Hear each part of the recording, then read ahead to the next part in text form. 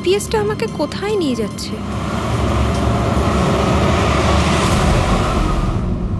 সোজা 3 ঘন্টা চলতে থাকুন, আপনি আপনার গন্তব্যে পৌঁছে যাবেন।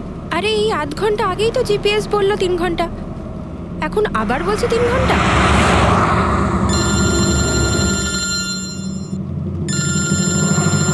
হ্যালো। হাই সিরি। হাই। আমিও ওটাই ভাবছি, 2 ঘন্টা ধরে তুমি আমায় ফোন করলে না কেন? আরে আমার পেছনে লাগছো তো? না না, আমি আমার কিউট সোনুর পেছনে কি করে লাগি? তুমি যখন আমাকে সোনু বলে ডাকো আমার মনে কুচু কুচু কুচু হয়। কি হয় যেন বললি তোর মনের মধ্যে? কুচ্চু কুচ্চু। হ্যাঁ? হুম? আরে স্যার এ হলো আমার ইনফর্মার, এর থেকে ইম্পর্টেন্ট ইনফরমেশন নিচ্ছি। তোর ইনফর্মার? আমি একটু দেখি। ও স্নেহাল। পঙ্কজ, এ তোর কোন ইনফর্মার রে, যার নাম আমি আগে কোনোদিন শুনিনি? আরে স্যার ছাড়ুন না, আমি না একে ম্যাট্রিমোনিয়াল সাইটে পেয়েছিলাম, ভালো বন্ধুত্ব হয়ে গেছে আমাদের মধ্যে। হ্যালো। হ্যাঁ, আরে না না ওই ফ্রেডি স্যার বলছিলেন যে কিছু না স্যার, পঙ্কজের একটা ইম্পর্টেন্ট ফোন এসেছে। পঙ্কজের ইম্পর্টেন্ট ফোন এসেছে, তা তুমি ওখানে কি করছো? এদিকে এসো। যে ইম্পর্টেন্ট কাজটা দিয়েছিলাম তার কি হলো? 1 মিনিট স্যার। হ্যালো। হ্যাঁ বেবি সরি, একটা কাজ করছিলাম। আচ্ছা তুমি কি তোমার হোটেলে পৌঁছে গেছো? হোটেল? এখনো আমি পুনেই পৌঁছতে পারিনি আর তুমি হোটেলের কথা বলছো? কি? তুমি তো কোন সকালে বেরিয়েছো? সেটাই তো, দেখো না এই জিপিএস আমায় কোথায় পৌঁছে দিয়েছে। আমি একটা কাঁচা রাস্তা দিয়ে যাচ্ছি। আরে কাঁচা রাস্তা দিয়ে কেন যাচ্ছো? সোজা হাইওয়ে দিয়ে যাও না। আরে আমি হাইওয়ে দিয়েই যাচ্ছিলাম, জিপিএস দেখালো ওখানে নাকি ট্রাফিক জ্যাম আছে, তাই ভাবলাম শর্টকাট নিয়ে নি, ফেসে গেলাম আমি। আচ্ছা তুমি একটা কাজ করো, রাস্তা যদি কাউকে দেখতে পাও তাকে রাস্তাটা জিজ্ঞেস করে নাও। হ্যাঁ আমি কাউকে জিজ্ঞেস করছি, হ্যাঁ তুমি একটু হোল্ড করো। ওকে।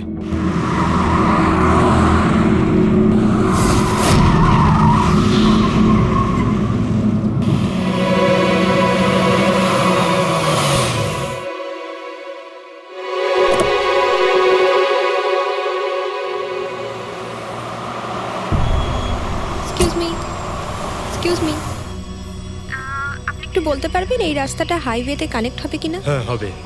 কত দূর এখান থেকে?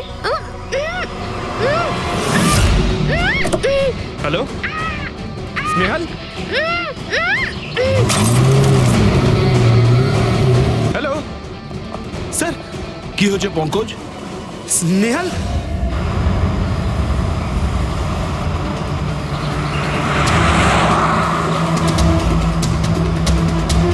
স্যার, এটা স্নেহালের গাড়ি স্যার।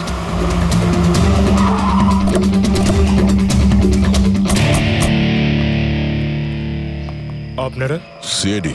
স্যার, স্যার আমি ইন্সপেক্টর মহেশ, সামনে থানাতেই আমার পোস্টিং রয়েছে। কিছু জানা গেছে? তেমন কিছু জানতে পারিনি স্যার, কিন্তু গাড়ির সামনে থেকে এই ভাঙা মোবাইলটা পড়েছিল, পেয়েছি স্যার।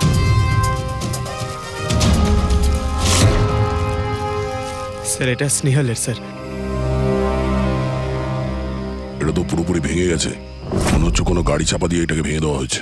স্যার হয়তো অপরাধী এই গাড়িটা করেই এসেছিল আর তারপরে ওকে এই গাড়িটা করেই নিয়ে গিয়েছে। স্যার এদেরকে যদি একবার হাতে পাই না, একটাকেও ছাড়বো না।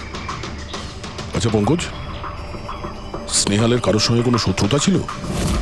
স্যার সাদা সিধে মেয়ে ছিল স্যার, ওর কারোর সঙ্গে কোনো শত্রুতা নেই। ঠিক আছে, আমরা স্নেহালকে খুব তাড়াতাড়ি খুঁজে বার করবো। এটা স্নেহালের ব্যাগ, পার্টস, এই ল্যাপটপের মতো দামি জিনিসটাও গাড়িতে? স্যার এই অপরাধটা লুটপাটের জন্য তো শুধু হয়নি। আমি একটা কথা কিছুতেই বুঝতে পারছি না, এই স্নেহাল পুনা যাচ্ছিল তো এই রাস্তায় কেন এলো? মানে এই রাস্তা তো পুনায় যায় না। জিপিএস এর জন্য স্যার, জিপিএস দেখে ওই রাস্তায় এসেছে। জিপিএস ভুল রাস্তায় নিয়ে এসছে, এটা কি করে সম্ভব? স্যার অ্যাকচুয়ালি কি হয়েছিল, জিপিএস হাইওয়েতে ট্রাফিক জ্যাম দেখিয়েছিল, সেই জন্য এই রাস্তাটা ধরেছিল। ও, তার মানে স্নেহাল খুব বড় ষড়যন্ত্রের শিকার হয়েছে। গাড়িতে কিছু পাওয়া গেল সারিকা? কিচ্ছু পাওয়া যায়নি, আর না পাওয়ার কোনো আশা আছে। কেন এরকম কেন বলছো? তুমি এই গাড়িটার থেকে কোনো অদ্ভুত স্মেল পাচ্ছ কি?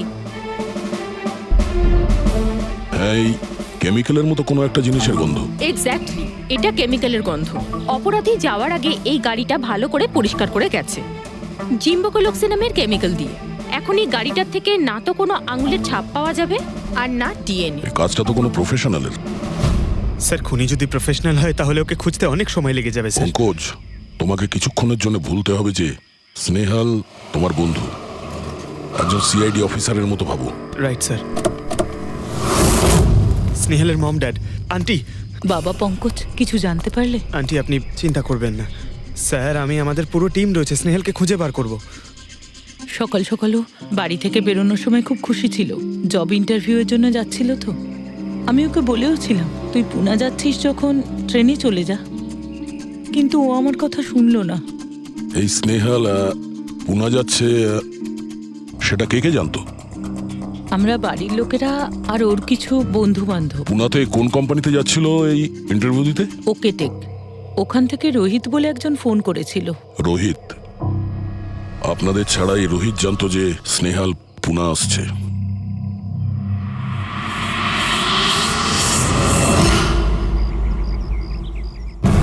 এই ইনফরমেশনটা পেয়ে গেলে স্যার আমরা অনেকটা এগিয়ে যাব। হ্যালো স্যার, আমি হলাম রোহিত, এই কোম্পানির এইচআর ম্যানেজার। রোহিত, স্নেহাল নামের একটা মেয়ে তোমার কোম্পানিতে আসার কথা ছিল না জব ইন্টারভিউ দিতে? জব ইন্টারভিউয়ের জন্য? আগে না তো। না মানে কি বলতে চাইছেন? এই ইমেলটা আপনাদের কোম্পানি থেকে পাঠিয়েছিল তো? এটা তো আমাদের কোম্পানির ইমেল অ্যাড্রেসই নয়, কেউ নকল ইমেল থেকে হয়তো এনাকে বোকা বানিয়েছে। আচ্ছা, এরকম না তো যে এখন তুমি আমাদের বোকা বানাচ্ছ? হ্যাঁ স্যার, এই দেখুন আমার কার্ড, এখানে কোম্পানির ইমেল আইডি পরিষ্কার করে লেখা আছে। যদি আপনি চান তাহলে আমি কোম্পানির বসের সাথেও আপনার দেখা করাতে পারি।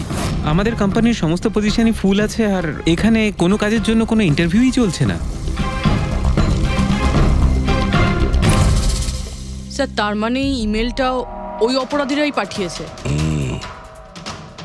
অনেক বড় প্ল্যানিং করেছিল কেউ। সে যেই হোক, স্নেহালের সম্পর্কে অনেক কিছু জানে। পঙ্কজ, একটু ঠান্ডা মাথায় ভেবে তারপরে বলো, স্নেহালের সঙ্গে কারোর কি কোনো শত্রুতা ছিল? না স্যার। আরে একটু ভেবে চিন্তে বলো, হয়তো কখনো বলেছিল কারোর সঙ্গে ঝগড়া হয়েছিল। হ্যাঁ, মনে করো। দেখো ভাই পঙ্কজ, পৃথিবীতে এমন কোনো মানুষ নেই যার কখনো না কখনো কারোর সঙ্গে মনোমালিন্য হয়নি। তবে আরে ছোটখাটো ঝগড়া হয়তো হয়েছিল কারোর সঙ্গে। স্যার ছোটখাটো ঝগড়া হয়তো ওর বন্ধুদের সঙ্গে হয়েছে স্যার, কিন্তু এমন বড় কোনো ব্যাপার হয়নি যে ওকে কেউ এভাবে তুলে নিয়ে যাবে। আর স্যার স্নেহালের বাড়িতে কোনো কিডন্যাপারের ফোন পর্যন্ত যায়নি মুক্তিপণের টাকা চেয়ে। স্যার ও মিডল ক্লাস ফ্যামিলি থেকে বিলং করে স্যার, আর স্যার কেউ যদি মুক্তিপণ দাবি করে ওরা দিতেও পারবে না।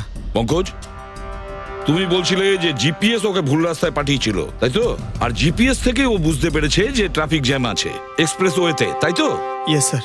কিন্তু স্যার ট্রাফিক পুলিশের লোকরা তো বললেন হাইওয়েতে কোনো জ্যামই ছিল না সেদিন। সেটাই তো, তার মানে জিপিএস ওকে ভুল ইনফরমেশন দিয়েছিল। স্যার জিপিএস ভুল ইনফরমেশন কি করে দিতে পারে স্যার?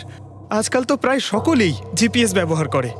প্রবলেম জিপিএস এ নয়, প্রবলেম হলো এটা যে আজকাল যেভাবে computer, mobile phone, laptop hack হয়, সেভাবে জিপিএসও হ্যাক করা যেতে পারে। হ্যাঁ, হতেই পারে। আর অপরাধীরা যেখানে এরকম প্ল্যান করতে পারে তখন জিপিএস হ্যাক করা ওদের কাছে কোনো ব্যাপারই না। স্যার, স্যার বিগত 5-6 মাসে এরকম আরো অনেক লোক আছে যারা স্নেহালের মতনই গায়েব হয়ে গেছে। এদেরও গাড়ি থেকে কিডন্যাপ করা হয়েছে, আর সেই কেমিক্যালও ছেটানো হয়েছিল ওই গাড়িগুলোর মধ্যে যাতে প্রমাণ লোপাট করা যায়। ও মাই গড, কি হয়েছে স্যার? এখনো পর্যন্ত এদের খুঁজেই পাওয়া যায়নি।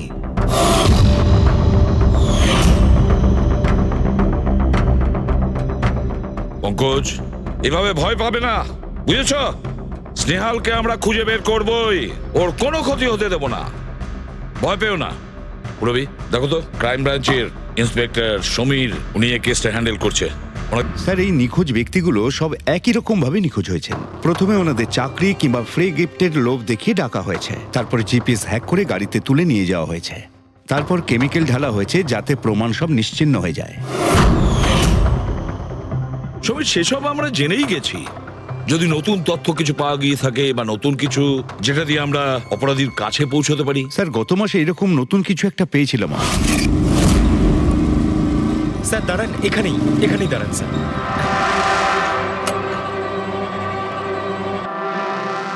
কোথায় আছে? ওই যে স্যার, ওই গাছটার নিচে।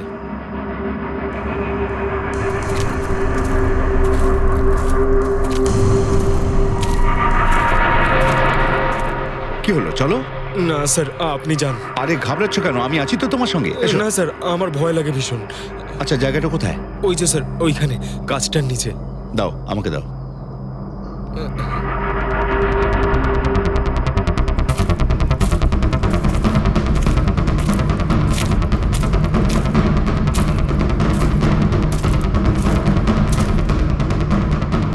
কি এই জায়গাটাই তো?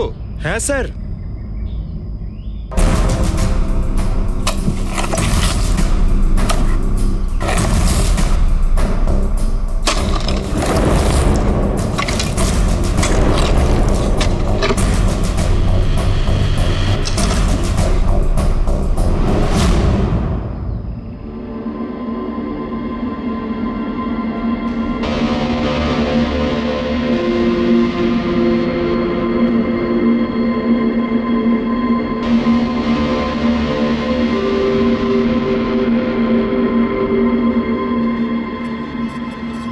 নিখোঁজ লোকেদের মধ্যে একজনকে অ্যাসিড ঢেলে পুরো পুড়িয়ে দেওয়া হয়েছিল।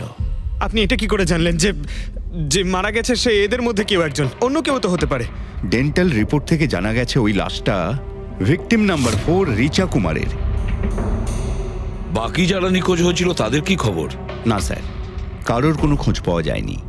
রিচার সাথে যা হয়েছে তা দেখে আমার মনে হচ্ছে না যে ওনাদের মধ্যে আদৌ কেউ আর বেঁচে আছেন। স্যার, তার মানে স্যার স্নেহালও বাঁচবে না। স্নেহালকেও মেরে ফেলবে স্যার। পঙ্কজ, দেখ, নিয়ে যাও ওকে বাইরে। পঙ্কজ, স্যার হতে পারে এটা কোনো সিরিয়াল কিলারের কাজ, হয়তো। না পুরবি, আমার তো মনে হয় না এটা কোনো সিরিয়াল কিলারের কাজ। কারণ নর্মালি সিরিয়াল কিলারের একটা প্যাটার্ন আছে, প্যাটার্ন খুন করার, কাউকে মেরে ফেলার। কিন্তু না না, জানি না কেন, তবুও সিরিয়াল কিলার মনে হচ্ছে না আমার। এই দেখো, সে যেই হোক, এ তো যাকে তাকে মারছে। সে কোনো মেয়ে বা মহিলা হোক বা কোনো পুরুষই হোক। এই দেখো, এরা হলো সবাই স্টুডেন্ট, বয়সটাও এদের কাছে কোনো ব্যাপার না। এটা নিশ্চয়ই অন্য কোনো ব্যাপার। এই দেখো, এই নাতাশা বেচারি তো, আরে নাতাশার সঙ্গে যখন দুর্ঘটনা ঘটে তখন ওর সঙ্গে ওর বয়ফ্রেন্ডও ছিল, কুলদীপ নাম ওর। হ্যাঁ স্যার, আমি ওনাকে 3 বার জিজ্ঞাসাবাদ করেছি, তারপরে কিন্তু বিশেষ কিছু আমি জানতে পারিনি। কুলদীপ স্যার, এটা আমার ভুল। আমার সেদিন নাতাশাকে একা গাড়িতে ছেড়ে যাওয়া উচিত হয়নি। সবকিছু শুরু থেকে বলো, সব কথা ডিটেলে। স্যার, নাতাশা এমআইবি কোম্পানিতে রিসেপশনিস্টের জব করত। তখনই একদিন হঠাৎ করে কোনো বড় কোম্পানি থেকে ভালো জবের অফার এসেছিল। Sir 1 minute.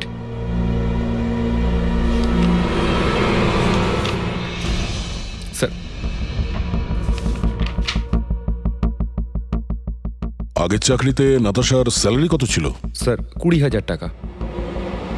আর এই চাকরিতে 1 লক্ষ টাকা স্যালারি দেওয়া হচ্ছে। তোমার খুব অদ্ভুত মনে হয়নি যে হঠাৎ কেউ এত বড় চাকরি কেন দেবে? স্যার অদ্ভুত তো লেগেছিল স্যার, কিন্তু আমরা তখন ভেবেছিলাম যে এটাই হয়তো ভাগ্যের খেলা।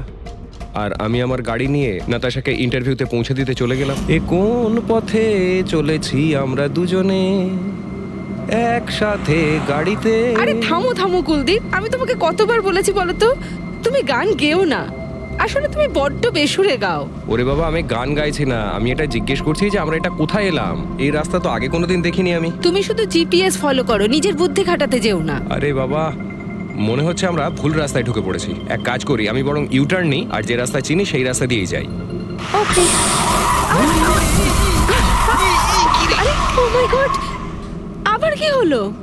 মনে হচ্ছে পাংচার হয়ে গেছে।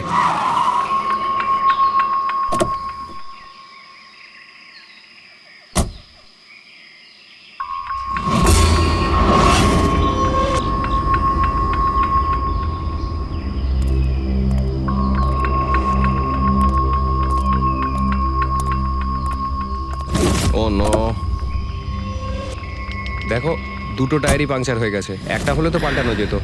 তাহলে এবার কি করব? এখানে ট্যাক্সি, অটো কিছুই তো পাওয়া যাবে না।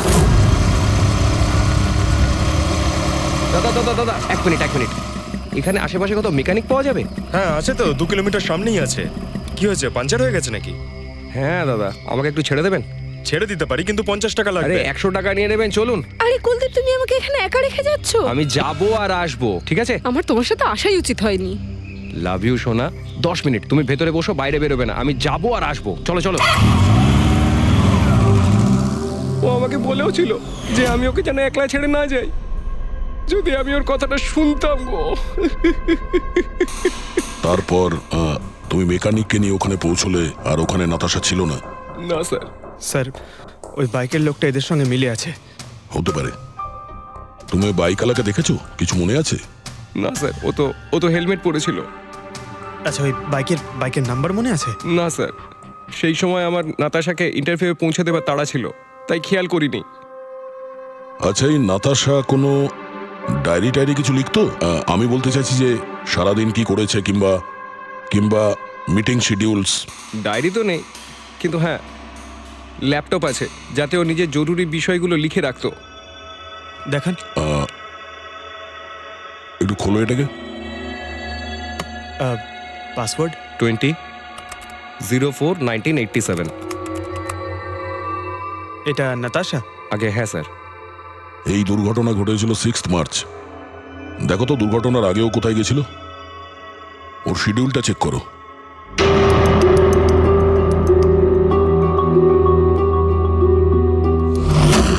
স্যার 3 মার্চ ও জেডি ল্যাব গিয়েছিল ব্লাড টেস্ট করাতে। হ্যাঁ তো? স্যার 1 সপ্তাহ আগে স্নেহালও ওখানে গিয়েছিল জেডি ল্যাবে। কি বোরিং ফিল্ম দেখালে তুমি আমাকে, জানো মাথা ধরে গেল। হ্যাঁ, ফিল্মটা একদম বোরিং ছিল না। আরে কি বোরিং ফিল্ম ছিল। আমার খুব খিদে পেয়েছে, চলো ওখানে কি কিছু খেয়ে নি। না, আমি খেতে পারবো না, তুমি খেয়ে নাও। আমাকে এখন 12 আওয়ার্স ফাস্টিং করতে হবে, আমার কাল ব্লাড টেস্ট আছে। Blood test? তোমার কি হয়েছে? Relax, it's just a blood test, normal routine checkup. আরে বাবা, তুমি তো ভয় দেখিয়ে দিয়েছিলে আমায়। আচ্ছা, ব্লাড টেস্টে ভয় পেয়ে গেলে, আর যদি আমার কিছু হয়ে যায় তখন কি করবে? তখন অন্য কেউ চলে আসবে। কি? অন্য কেউ? হ্যাঁ, অন্য কেউ?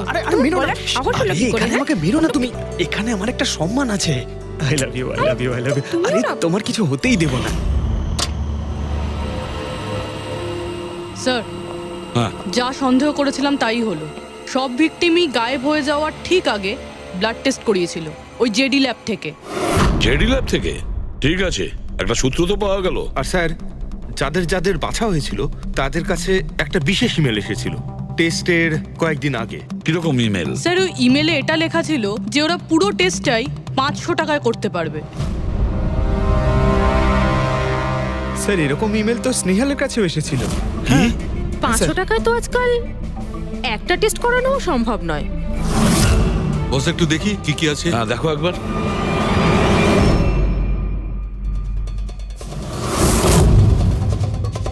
আরে এটা তো একটা বিশাল লম্বা টেস্টের লিস্ট দেখছি। এ তো 500 টাকায় হবেই না, কম করে 15-20 হাজার টাকা লাগবে। কি বলছো তুমি? হ্যাঁ, ব্যাপারটা বেশ গোলমেলে মনে হচ্ছে সালুখে। এটার তো একটাই কারণ হতে পারে সালুখে, যে টেস্ট করা আর লোকদের সিলেক্ট করা, সুস্থ লোকদের নির্বাচন করা, তারপর তাদের অপহরণ করে মেরে ফেলা। কিন্তু কেন ওরা মারছে?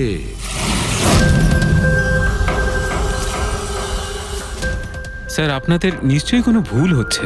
500 টাকাতে এতগুলো রিপোর্ট করা সম্ভবই নয়। এটা তো আমরাও বলছি। এতগুলো টেস্ট 500 টাকা কি করে হয়? এই ল্যাব এত দয়ালু কি করে হয়ে গেল যে এত কম টাকায় এতগুলো টেস্ট করছে? স্যার, আমরা এরকম কোনো মেল পাঠাইনি। আচ্ছা, ওসব ছাড়ো। ঠিকঠাক বলবে নাকি আরো কিছু পদ্ধতি অবলম্বন করতে হবে আমাদের? 1 মিনিট স্যার, আপনি এভাবে মিথ্যে অভিযোগ দিয়ে আমাদের ভয় দেখাতে পারেন না। আপনি যাদের নাম বলছেন তারা তো আমাদের ল্যাবে আসেইনি। এই দেখুন, এটা হলো আমরা আমাদের জানি যে রেকর্ডস। ওরা এখানে আসেনি। ওদের বাড়ির লোক বলেছে যে এই ল্যাব থেকে হোম টেকনিশিয়ান গিয়েছিল ওদের বাড়িতে ব্লাড স্যাম্পল নেওয়ার জন্য। ডাকো সবাইকে। এই লিস্টটা দেখে বলুন আপনাদের মধ্যে কে এদের বাড়িতে গিয়েছিল ব্লাড স্যাম্পল নিতে।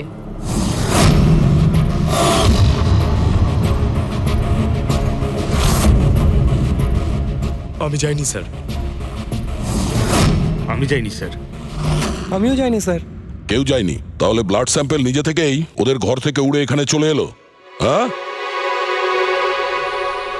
এই ফিস ফিস করাটা বন্ধ করুন, জোরে বলুন, নাকি সিআইডি ব্যুরোতে গিয়ে কথা বলবো? স্যার অ্যাকচুয়ালি আপনারা ঠিকই বলেছেন, আমরা ভিকটিমদের বাড়ি যাইনি, বরং ওরা এখানে এসেছিলেন টেস্ট করাতে। কিন্তু সেই দিন নয় যেদিন আপনি বলছেন। এই দেখুন, কয়েক মাস আগে এসেছিলেন ব্লাড টেস্ট করাতে, ওইসব রিপোর্টস করাতে নয়। অর্ধেক সত্য তো তুমি বলে দিয়েছো, এবার পুরোটাই বলে দাও। কি করেছো তোমরা এদের সাথে? বলছি তো আমরা কিচ্ছু করিনি। নিশ্চয়ই কেউ আমাদের নাম নিয়ে নকল ইমেল পাঠিয়েছে। কিন্তু ওই নকল ইমেল পাঠানো লোকেরা কি করে জানলো যে তোমার ল্যাবে কোন কোন পেশেন্ট এসছে ব্লাড টেস্ট করানোর জন্য? তার মানে কেউ তো আছে এই ল্যাবে যে ওই অপরাধীদের এই ডিটেল দিচ্ছিল। কে? আচ্ছা একটা কথা বলুন, যতগুলো লোক নিখোঁজ হয়েছে তাদের সবার যে ব্লাড রিপোর্ট এসছে তার কোনো কমন ব্যাপার আছে? কোনো কমন একই রকম রোগ কিংবা ব্লাড গ্রুপ এক? না স্যার, কিছুই কমন ছিল না। সবার ব্লাড গ্রুপ একদম আলাদা আলাদা ছিল, কোনো অসুখও ছিল না। মানে সবার রিপোর্টই ঠিক ছিল? পুরবী, পঙ্কজ, এদের সবাইকে গাড়িতে বসাও, ব্যুরো নিয়ে চলো এদের। কিন্তু আমি তো কিছুই করিনি স্যার। আমি একদম সত্যি বলছি স্যার, আমি সম্পূর্ণ নিরপরাধ। স্যার আমিও তো কিছু করিনি।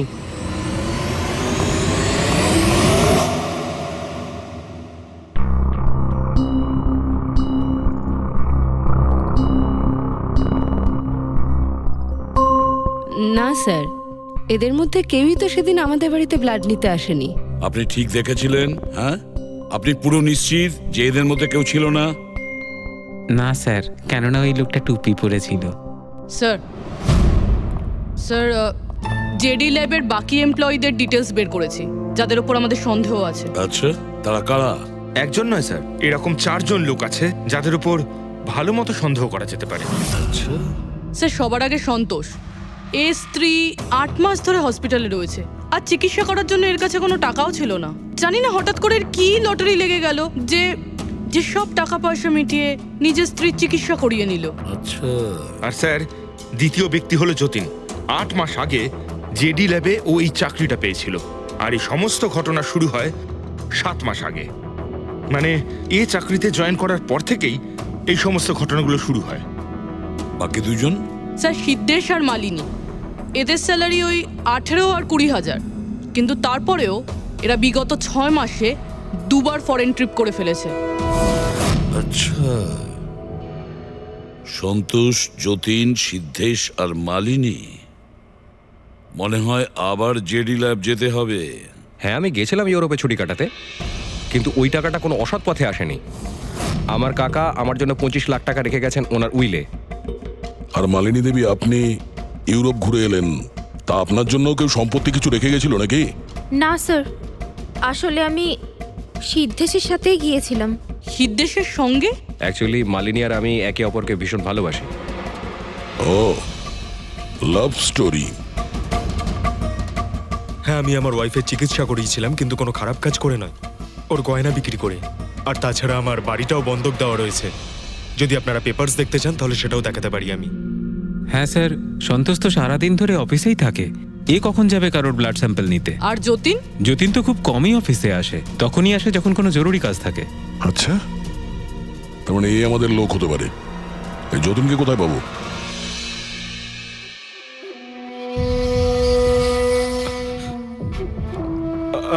আমি কথা দিচ্ছি স্যার, কাউকে কিচ্ছু বলবো না, আমি কিচ্ছু বলবো না কাউকে। এই শপথ বাক্য সিনেমাতেই ভালো লাগে, বুঝেছো? আর আমাদের কাজের নিয়ম তো খুব ভালো করেই তুমি জানো। স্যার আমি শহর ছেড়ে চলে যাবো স্যার, আমি এই দেশটাই ছেড়ে চলে যাবো। ওরা আমাকে কোনোদিনও খুঁজে পাবে না sir. Sir please sir. Jatin, নিজের আর আমাদের সময় একদম নষ্ট করো না। যার যখন চোখ বন্ধ করার সময় আসবে তাকে তো চোখ বন্ধ করতেই হবে, বুঝেছো?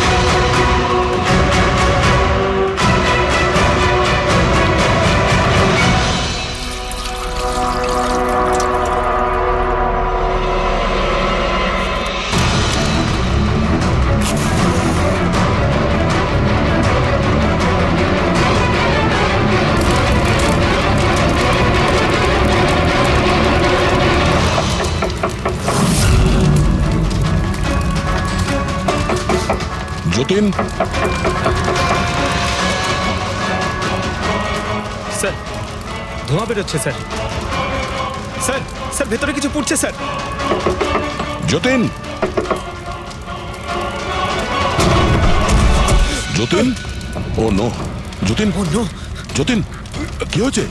তুমি ঠিক আছো? কে করেছে এরকম? কার জন্য কাজ করো তুমি, বলো? ওই চোখটা সব কিছু দেখতে পায়, সব ভাইকে দেখতে পায়।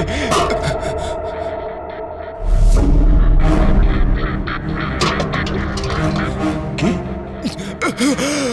যতীন, যতীন, যতীন, ও ওই চোখটা সবকিছু দেখতে পায়।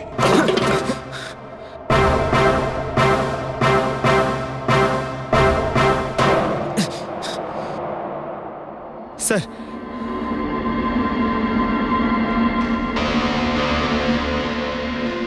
স্যার হয়তো হার্ড ডিস্ক থেকে কিছু জানা যেতে পারে। বস, মেক্রি ডেনথোনিং নামের বিষের জন্য এ মারা গেছে। মেক্রিডেন্থোনিন? আরে এটা তো সেই বিষটা না যেটা কারো শরীরে প্রবেশ করার মাত্র 5 মিনিটের মধ্যে লোকটা মারা যায়। হ্যাঁ স্যার, খুবই মারাত্মক বিষ। আর এই বিষটা খুবই গোপনভাবে লুকিয়ে রাখা হয়েছিল এর এই আংটিটার মধ্যে। বস, এইটাতে, এই আংটিতে লুকিয়ে রাখা হয়েছিল। এই দেখো,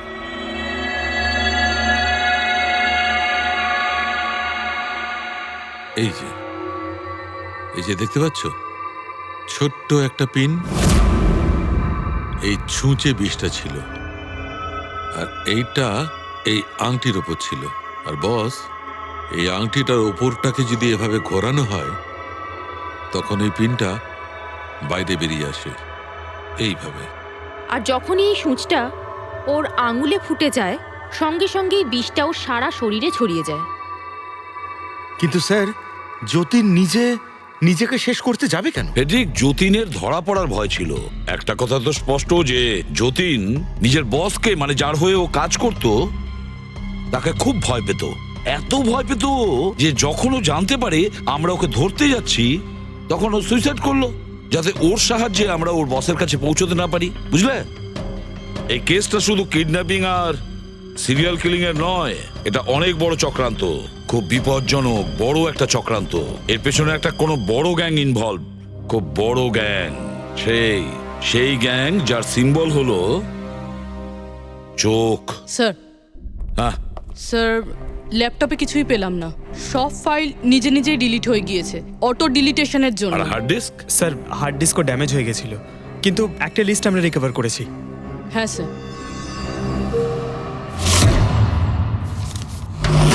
আরে এতে 100-রও বেশি নাম রয়েছে। স্যার স্নেহালের সঙ্গে আরো যারা উধাও হয়েছিল সবার নাম এই লিস্টে আছে, কিন্তু স্যার কারোর তো কোনো রোগ নেই।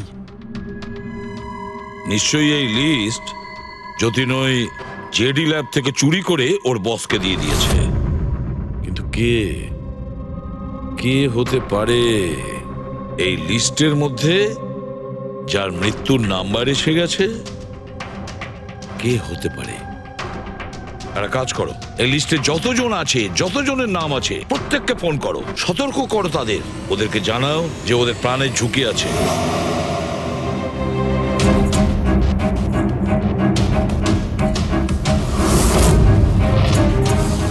কি?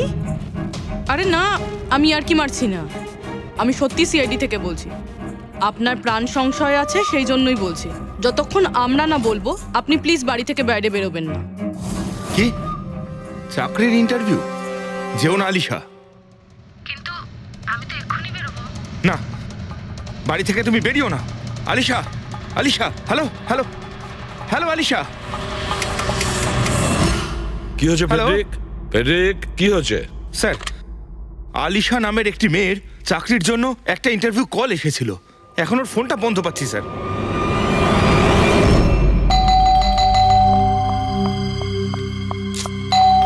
ওহো, এখন আবার কে এলো?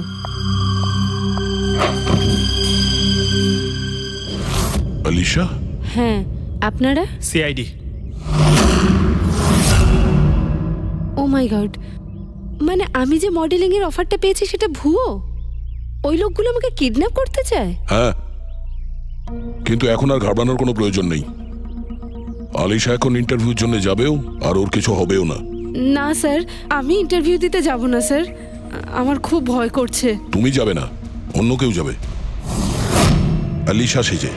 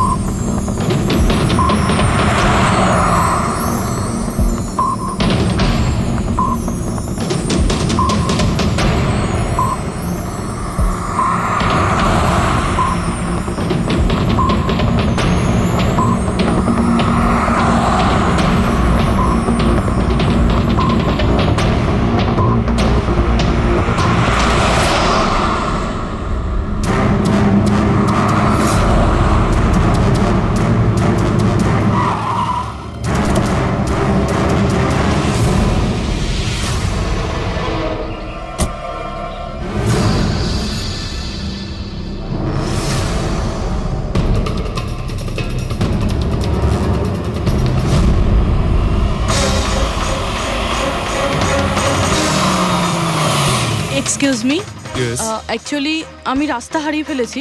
ওই জিপিএস এ কিছু প্রবলেম হয়েছে, তো একটু হেল্প করতে পারবেন? আপনি কোথায় যেতে চান ম্যাডাম? আমার এই সামনেই, আমি এখনই বলছি।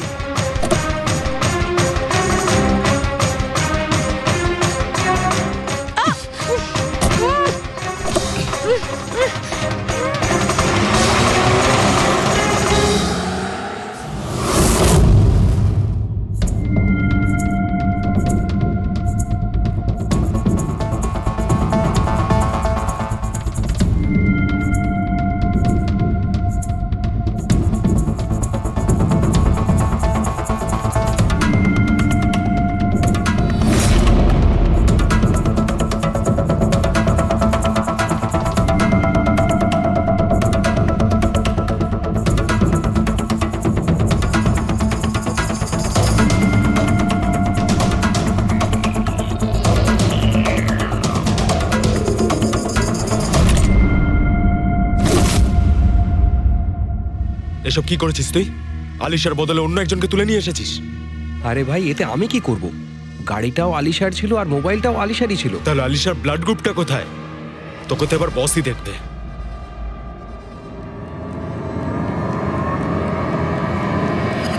হ্যালো বিউটিফুল, হ্যালো বিউটিফুল, আমাকে খুঁজছিলে নাকি? নাও, এসে গেছি আমি তোমার কাছে। হ্যাঁ, চলো। ছাড়, ছাড় আমাকে।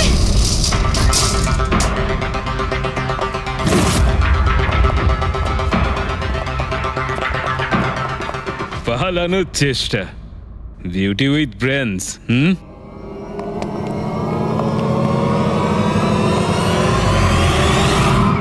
কি হলো? তোমরা কি মাছি দাঁড়াচ্ছিলে নাকি? ভাগ্যিস আমি সময় মতো এসে গেছিলাম। তল্লাশি নাও এর ভালো করে।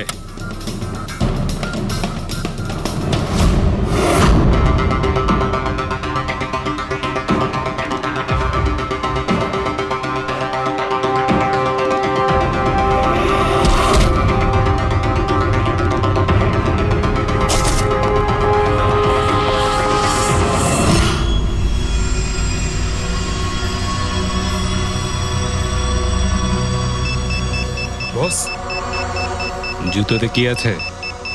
নিজেই দেখে নাও।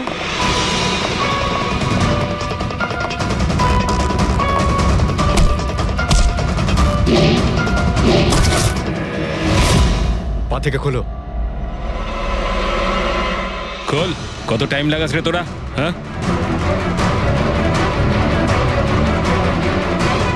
এই কি হয়েছে ভাই? Tracking device.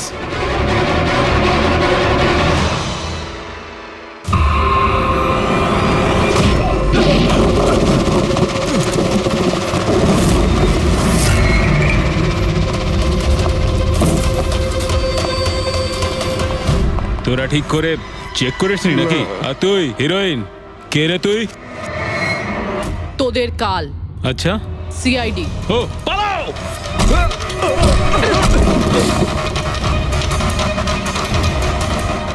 পুরবি স্যার স্যার ওইদিকে পালিয়েছে।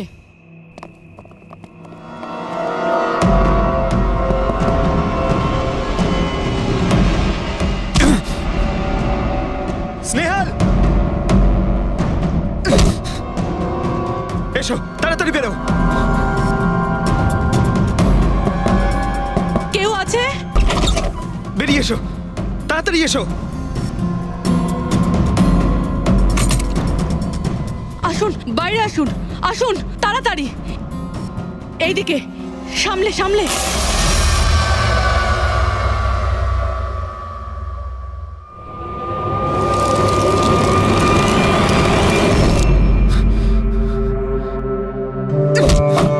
স্নেহাল, পঙ্কজ, তুমি ঠিক আছো তো?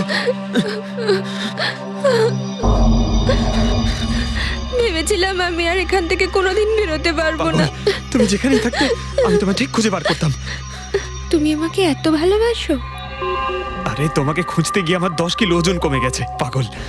চলো চলো, তাড়াতাড়ি চলো।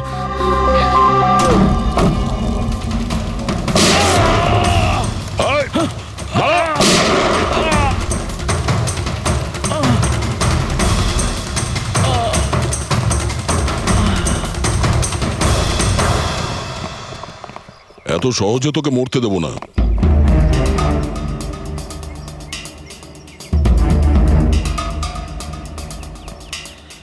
বল, এখানে কি হচ্ছিল? কার কথা এসব কাজ করছিলি তুই? আমরা যাদের জন্য কাজ করি না, তোমরা ওদের ব্যাপারে কিচ্ছু জানতে পারবে না। ওদের চোখ তোমাদের দেখতে পাবে, কিন্তু তোমরা ওদের কখনো দেখতে পাবে না। আমরা দেখতে পাবো না? আহা। শরীরের অঙ্গ প্রত্যঙ্গের জন্য লিভার, কিডনি, আসলে ব্যাপারটা হলো আজকাল সব জিনিস ট্রান্সপ্লান্ট হয়ে যায় তো। কি মানুষের শরীরের অঙ্গ প্রত্যঙ্গ স্মাগলিং এর এত বড় চক্র চলছে? হ্যাঁ, জেডি ল্যাবের মতো এরকম অনেক ল্যাব আছে যেখান থেকে আমরা লোকেদের ডাটাবেস চুরি করি আর ওদের মধ্যে থেকে সুস্থ লোকেদের বাছি, যাতে ওদের অর্গানস বেচে কোটি কোটি টাকা আমরা বিদেশিদের থেকে কামাতে পারি। কোন বিদেশিদের? কোন বিদেশিদের? সারা পৃথিবীর বিদেশিরা একটা স্পেশাল ওয়েবসাইটে আসে যেখানে মানুষের শরীরের আলাদা আলাদা অঙ্গ প্রত্যঙ্গের নিলাম হয়। একবার টাকা আমাদের অ্যাকাউন্টে চলে এলে আমরা ক্লায়েন্টের ব্লাড গ্রুপের লোককে খুঁজে বের করি ওই লিস্ট থেকে। তারপর ওদের 500 টাকা টেস্ট করার জন্য মেসেজ পাঠাস, যাতে এটা জানতে পারিস যে ওদের হাঁটু, লিভার কিংবা হার্ট তোদের ক্লায়েন্টের সঙ্গে ম্যাচ করছে কিনা। হ্যাঁ, একদম ঠিক। ম্যাচ হওয়ার পরে আমরা ওদের ইন্টারভিউয়ের জন্য ডাকি, ঠিক ওই রকম ভাবে যেভাবে একটা মাকড়সা একটা মাছিকে লোভের জালে ফাঁসায়। এইসব বাজে কাজ করার পরেও আবার দাঁত বার করে হাসছিস? নিজের কাজের জন্য একটুও লজ্জা বা অনুতাপ হচ্ছে না তোর? হাসি তো আমার তোমাদেরকে দেখে পাচ্ছে সিআইডি। আমাকে ধরে তোমাদের কি মনে হচ্ছে তোমরা বিরাট বড় তীর মেরে দিয়েছো? আমাদের মতো কোনো অর্গান গ্যাংকে ধরা মানে হলো ঠিক যেন সমুদ্র থেকে এক মগ জল তোলা। আচ্ছা, আগে এটা বল,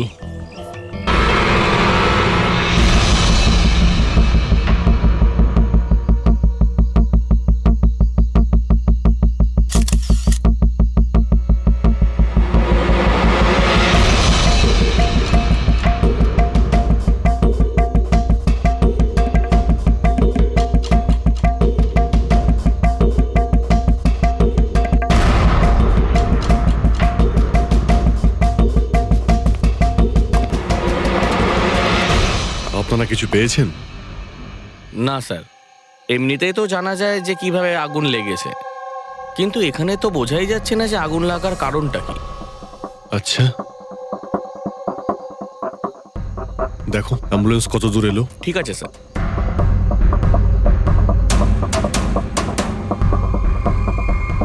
খুব বাজেভাবে ঝলসে গেছে। অদ্ভুত ব্যাপার, জানতেই পারা যাচ্ছে না যে আগুনটা কি করে লাগলো।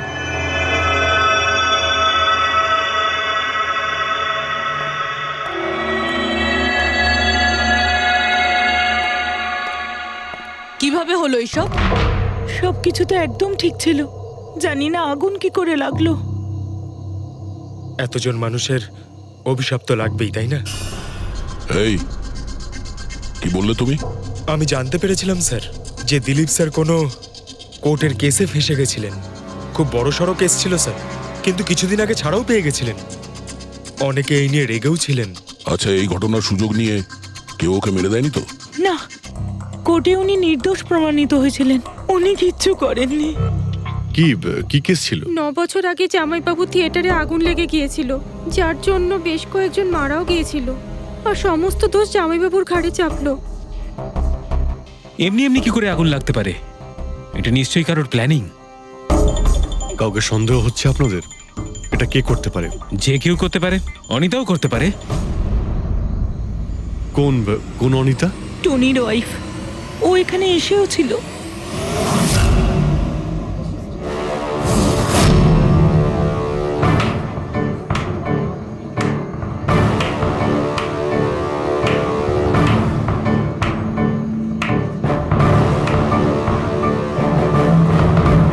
অনিতা, অন্য লোকের ঘর ভেঙে দিয়ে নিজের পরিবারের সঙ্গে এখানে ফুর্তি করা হচ্ছে। ভেরি গুড, ভেরি গুড, বাহ। কিন্তু একটা কথা মনে রেখো, ওই লোকগুলোর মতো তোমরাও ছটফট করে মরবে। সিকিউরিটি, এই চুপ, একদম চেঁচাবি না। বের করো একে বাইরে, বের করো। চলুন ম্যাম, বাইরে চলুন। আউট। মনে হচ্ছে তোদের কি পরিণতি হবে তা নিয়ে কোনো মাথা ব্যথা নেই। তোদের খারাপ সময় শুরু হয়ে গেছে, মনে রাখিস। তুই আমার টনির সাথে যা করেছিস না, মনে রাখিস এরপরে তুই আর বেশি দিন বাঁচবি না, শুনেছিস? তুই এই নিয়ে যাবে কে? তুই আর বাঁচবি না, নরকে যাবি তুই। আর তাকিয়ে দেখছো কি? নিয়ে যাবে কে? তোকে নরক যন্ত্রণা ভোগ করতে হবে, ছটফট করে মরবি তুই, মনে রাখিস। আরে যা।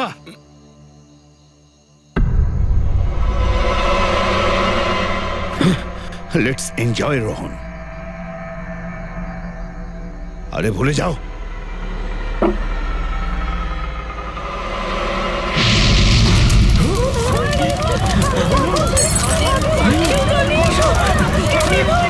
দিলীপ আর রোহনকে যে কেসে ফাঁসানো হয়েছিল, সেই কেসেই কোর্ট টনিকে শাস্তি দিয়েছিল।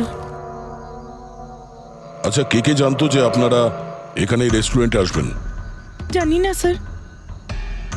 আচ্ছা, দিলীপ বাবু আসার আগে এই চেয়ারের আশেপাশে কাউকে দেখেছিলেন? কোনো অচেনা কাউকে? না স্যার, কাউকেই দেখিনি স্যার। এই টেবিলটাকে রিজার্ভ করেছিল? দিলীপবাবু ফোন করেছিলেন, বলেছিলেন যে আমাদের জন্য টেবিল রিজার্ভ করে রাখো। সবসময় এখানেই বসতেন, এই টেবিল এই চেয়ারেই। রেগুলার কাস্টমার ছিলেন আমাদের। কারোর আগে থেকে জানা ছিল যে দিলীপ এখানে এই চেয়ারে বসবে? স্যার, চেয়ারের আশেপাশে তেমন কোনো জিনিস নেই যা দিয়ে আগুন লাগতে পারে। এ তো অদ্ভুত ধরনের mystery. CCTV camera,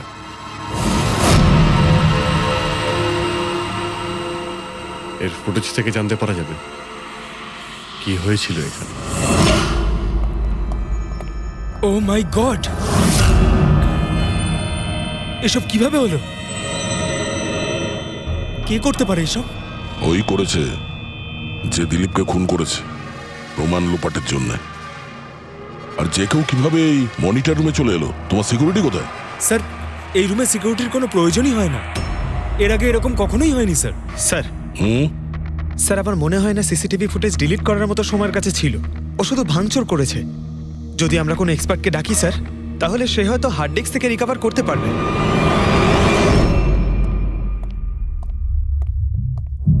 sir, sir 9 বছর আগে দিলীপ আর রোহনের একটা থিয়েটার ছিল, যেটায় আগুন লেগে গিয়েছিল। এক্সিট এন্ট্রির দরজা বন্ধ থাকার কারণে 12 জন লোক আগুনে পুড়ে মারা যায়। ভিকটিমদের ফ্যামিলি যখন কেস করে, তখন ইনভেস্টিগেশনে জানা যায় যে সেই সময় একজন গার্ড ছিল।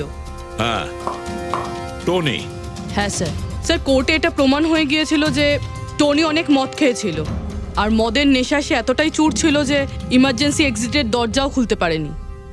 হ্যাঁ, কিন্তু এই টনির স্ত্রী অনিতা এটা মানতে রাজিই নয় যে ভুলটা টনি করেছিল। স্যার, শুধু উনিই নন, অনেক আর্টিকেল এবং নিউজ পেপারও কিন্তু কোর্টের সিদ্ধান্তের ব্যাপারে কথা বলেছিল। যখন এই ঘটনাটা ঘটেছিল তখন দিলীপ আর রোহনের বিরুদ্ধে সলিড এভিডেন্স ছিল, কিন্তু তারপর কেস চলতে থাকলো। 9 বছর হয়ে গেল। কিছু প্রত্যক্ষদর্শী বয়ান বদলে দিল আর কিছু লোক বাইরে চলে গিয়েছিল।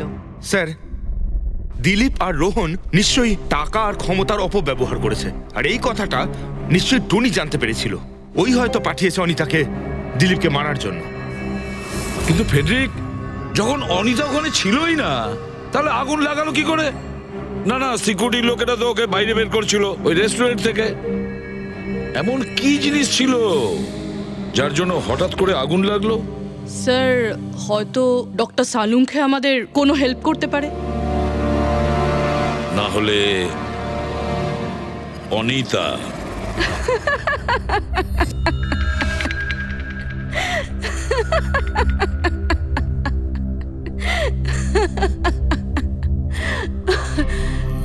আপনারা তো অবাক হচ্ছেন কেন?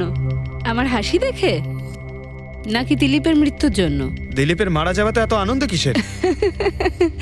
আচ্ছা, আমি খুশি হব না তো আর কে হবে বলুন তো? কালকে রাত্রে রেস্টুরেন্টের থেকে বেরোনোর পর তুমি কোথায় গিয়েছিলে?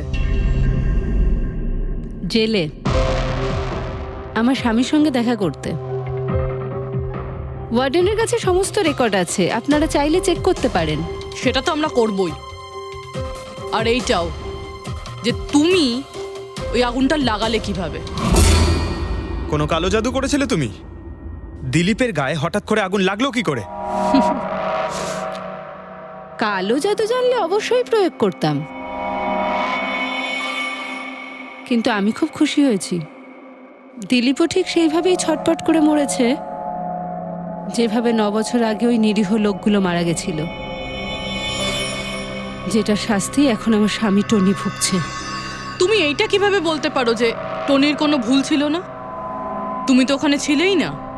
আমি ওখানে ছিলাম না, কিন্তু টনি এখানে ছিল। সেদিন ওর শরীর খারাপ ছিল। ওর মালিকদের মানে রোহন আর দিলীপকে বলে তাড়াতাড়ি বাড়ি চলে আসে আগুন লাগার অনেক আগেই। ভুল ওদের দুজনের ছিল।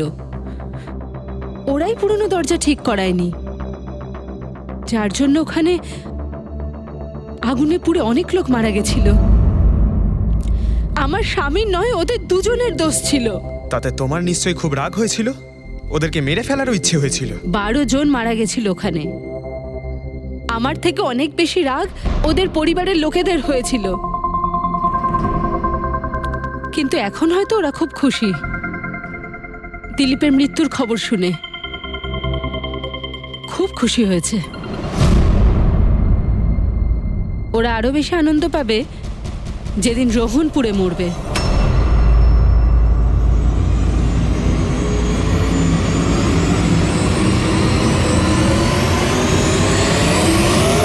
স্যার 42 জন আছে, ওই 12 জন ভিকটিমের কাছের আত্মীয় আর ফ্যামিলির লোকেরা মিলে। সাসপেক্ট বেশি আর সময় কম। স্যার, এই 42 জন লোকের মধ্যে সবার আগে সেই সমস্ত লোকেদের নাম সরিয়ে দিতে হবে যারা কালকে দিলীপের মৃত্যুর সময় শহরে ছিল না। স্যার, 9 বছর হয়ে গেছে এই ব্যাপারটার। হয়তো অনেক মানুষ দেশ ছেড়েও চলে গিয়েছে, আর কিছু লোক হয়তো এই পৃথিবীতেই আর নেই। তারপরেও খোঁজ তো নিতে হবে। দেখো কজন শহরে ছিল যখন দিলীপের মৃত্যু হয়।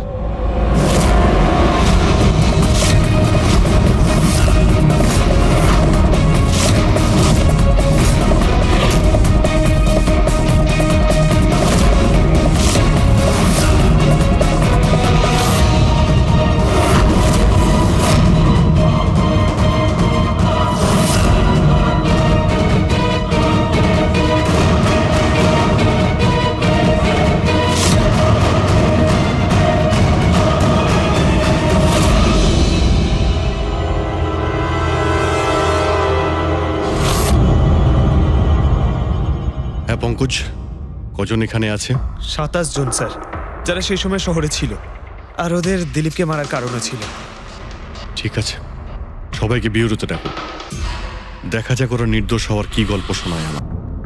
তোমার বাবা 9 বছর আগে থিয়েটারে আগুন লাগার কারণে মারা গেছেন, তাই তো? Yes sir.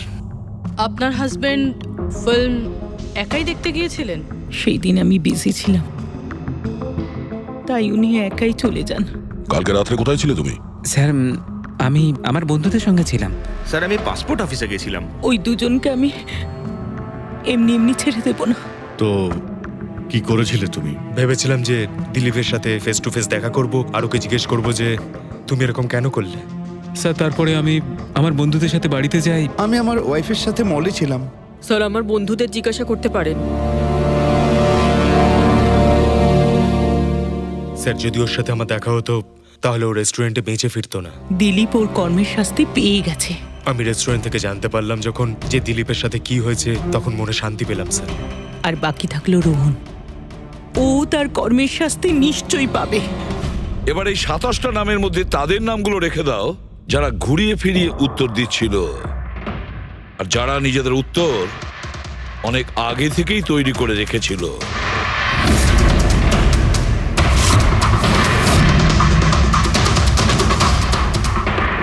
স্যার এবার 15 জন রইল। এবার এই 15 জনকে ওই দিনের ব্যাপারে জিজ্ঞাসা করতে হবে যখন 9 বছর আগে থিয়েটারে আগুন লেগেছিল। দেখা যাক কে সব থেকে বেশি রেগে যায় আর কে মুখ ঘুরিয়ে নেয়। স্যার আমার ভাই মাধ্যমিক পাশ করেছিল। ও বলেছিল বন্ধুদের পার্টি দিতে চায়, সিনেমা দেখাতে চায়, টাকা দাও। স্যার আমি সেই জন্য ওকে টাকাও দিয়েছিলাম। হয়তো ওই টাকাটা আমার ওকে দেওয়া একেবারেই উচিত হয়নি স্যার। যে এই কাজটা করে থাকুক খুব ভালো করেছে। আজকে আমি খুশি, আজ আমি খুব খুশি। কুমারবাবু আপনি ইউনিভার্সিটিতে ফিজিক্সের প্রফেসর, তাই তো? Yes sir, head of the department physics. কিন্তু আমার নিজের ছেলেরই পড়াশোনায় কোনো ইন্টারেস্টই ছিল না। অনেক বকেছি আমি ওকে, কিন্তু তাতে কোনো রকম কোনো লাভই হয়নি। 1 নম্বরের বদমাইশ হয়ে উঠেছিল। সেদিনও কলেজ বাঙ্ক করে বন্ধুদের সাথে সিনেমা দেখতে চলে গিয়েছিল। আর স্যার তারপর ও আর কোনোদিন বাড়ি ফিরে আসেনি। হিমেশ, রাইট? তুমি কন্ট্রাক্টর না? হ্যাঁ স্যার। হিমেশ, 9 বছর আগে তুমি তোমার স্ত্রীর সঙ্গে সিনেমা দেখতে গিয়েছিল ওই সিনেমা হলে। আমাদের নতুন নতুন বিয়ে হয়েছিল, স্যালোনির সাথে সিনেমা দেখতে গিয়েছিলাম। ওর খুব খিদে পেয়েছিল, আমি সিঙ্গাড়া আনতে বাইরে গেছিলাম। আমি আমি ওখানে ফিরে গিয়ে দেখলাম ওখানকার দরজা লক হয়ে গেছে, আর ভেতর থেকে লোকেদের চিৎকার চেঁচামেচি শোনা যাচ্ছিল, আর আর খুব ধোঁয়া বেরোচ্ছিল ওখান থেকে। আমি স্যার দরজা খোলার অনেক চেষ্টা করেছিলাম, আমি খুব চেষ্টা করেছিলাম। আমি পাগলের মতো দরজায় ধাক্কা দিতে থাকি সালোনি সালোনি সালোনি বলে আমি চিৎকার করতে থাকি, কিন্তু আমি কিচ্ছু করতে পারিনি স্যার। আমি কিচ্ছু করতে পারিনি, আমার সালোনিকে আমি বাঁচাতে পারিনি। ওখানে তো একটা গার্ডও ছিল না, টনি? ও কি দরজা খোলেনি? ছিল না স্যার। ওখানে কোনো গার্ড মানে আর কাউকে দেখেছিলে তুমি? কেউ ছিল না স্যার, কেউ ছিল না। আমি 9 বছর আগে কোর্টে যে কথা বলেছি আজও তাই বলছি। যখন সিনেমা হলে আগুন লেগেছিল তখন টনি ওখানে ছিল না স্যার।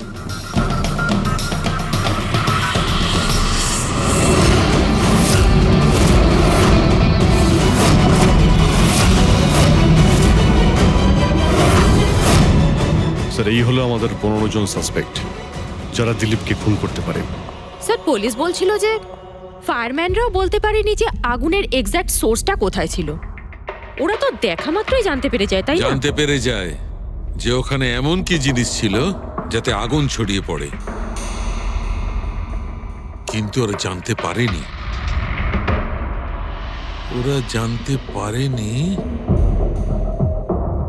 ওরা এই জন্য জানতে পারেনি কারণ ওই জিনিসটার না ছিল কোনো গন্ধ, না ছিল রং। Exactly sir. যদি এটা লিকুইড হতো না তাহলে দিলীপ নিশ্চয়ই বুঝতে পারতো ওই চেয়ারটায় বসা মাত্রই। আর পাউডার থাকলে আমরা টেস্ট করে পেয়ে যেতাম। তার মানে এটা তো গ্যাস। তার মানে হচ্ছে এটা ছিল গ্যাস। গ্যাস? এই জন্য ওই ফায়ারম্যান জানতে পারেনি যে কিসের জন্য আগুন লেগেছিল। ইনফ্লেমেবল গ্যাস বস, যার শুধু একটা স্পার্কের দরকার হয় জ্বলে উঠবার জন্য। কিন্তু একটা কথা বুঝতে পারছি না, দিলীপ যে চেয়ারে বসেছিল সে চেয়ারে গ্যাস আসলো কোথা থেকে? চেয়ার থেকেই। কি চেয়ার থেকে? সেটা এইভাবে বস, যে চেয়ারে দিলীপ বসেছিল তার নিচের অংশে কেউ ওই ইনফ্লেমেবল গ্যাসকে স্প্রে করেছিল। মারা যাওয়ার সময় দিলীপের সংস্পর্শে দুটো জিনিস ছিল, একটা তো এই চেয়ার যেটাতে ও বসেছিল, আর একটা ওয়াইনের গ্লাস যেটা ও হাতে ধরেছিল। আমরা এই দুটো জিনিসই চেক করেছি, তো এই চেয়ারটার থেকে আমরা ইনফ্লেমেবল গ্যাসের কিছু ট্রেসেস পেয়েছি। বস, আমাদের আশেপাশের পরিবেশে সর্বদা জ্বলনশীল পদার্থ ঘুরে বেড়ায়, যেটা কখনো কখনো স্পন্টেনিয়াসলি জ্বলে যায়। যেমন হচ্ছে মাস গ্যাস, একটা ন্যাচারাল বায়োগ্যাস, আর জ্বলনশীল গ্যাস এর মেইন কম্পোনেন্ট। তার মানে ইনফ্লেমেবল গ্যাস যে কোনো সময় হাওয়াতে এমনি এমনি জ্বলে উঠতে পারে? না ফ্রেডি, নিজে নিজে নয়। যখন পরিবেশটা খুব বেশি উত্তপ্ত হয়ে ওঠে আর সেটা পরিবেশের অক্সিজেনের সঙ্গে মিশে যায়, তখন একটা সুপার হাই টেম্পারেচার উৎপন্ন হয়, যার কারণে এই আগুন লেগে যায়। কিন্তু ডক্টর সালুখে, ওখানে তো এরকম কোনো হাই টেম্পারেচারের মতো কিছু ছিলই না। এক্স্যাক্টলি, এমন কোনো ডাইরেক্ট সোর্স ছিলই না যাতে তাপ উৎপন্ন হতে পারে। বস, এই জন্যে আমার মনে হচ্ছে খুনি কোনো এক্সট্রা ডিভাইস ব্যবহার করেছিল এই এত বেশি টেম্পারেচার উৎপন্ন করার জন্য। আর এই চেয়ারটা তো রেডিই ছিল, এর তো শুধু একটা স্পার্কের দরকার ছিল। কিন্তু স্যার, এভাবে কেউ হিট কিভাবে উৎপন্ন করবে? হ্যাঁ, করা যেতে পারে তো। যেমন উদাহরণস্বরূপ ম্যাগনিফাইং গ্লাস।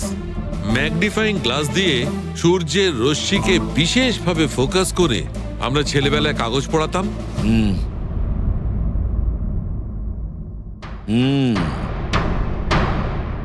মনে হচ্ছে ওই রেস্টুরেন্টে আবার যেতে হবে,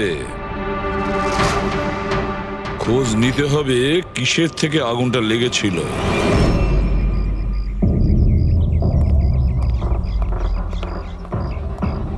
সব জায়গায় দেখে ফেলেছি স্যার, কিন্তু এমন কিচ্ছু খুঁজে পেলাম না যা দিয়ে আগুন লাগতে পারে। আর এটা ওপেন এয়ার রেস্টুরেন্ট। যখন খুনি দিলীপের চেয়ারের নিচে ওই ইনফ্লেমেবল গ্যাস স্প্রে করেছিল, কেউ তো দেখেছিল। সেটাই তো, চেয়ারে হঠাৎই আগুন লেগে যায় আর দিলীপ পুড়ে মারা যায়। কেউ কিছু দেখেনি, আর না আমরা কোনো প্রমাণ পাচ্ছি। স্যার, ওই data expert CCTV footage recover করে ফেলেছে, আপনারা দেখতে পারেন স্যার। গুড। দয়া, তুমি গিয়ে দেখো, ততক্ষণ আমি এখানে দেখছি কিছু পাওয়া যায় কিনা। স্যার, দিলীপ আর ওর ফ্যামিলি আসার 15 মিনিট আগের ফুটেজ এটা।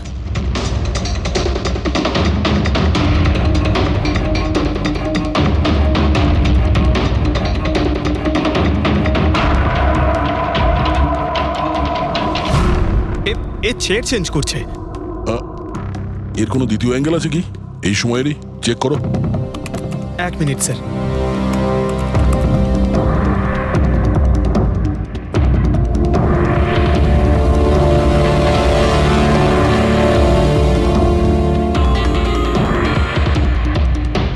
ও চেয়ারটার সঙ্গে কি করছে? গ্যাস স্প্রে করছে নাকি? হ্যাঁ, ও নিজের চেয়ারে গ্যাস স্প্রে করলো, আর ও নিজের চেয়ারের সঙ্গে ওই চেয়ারটা বদলে দিল যেটায় দিলীপ বসতো।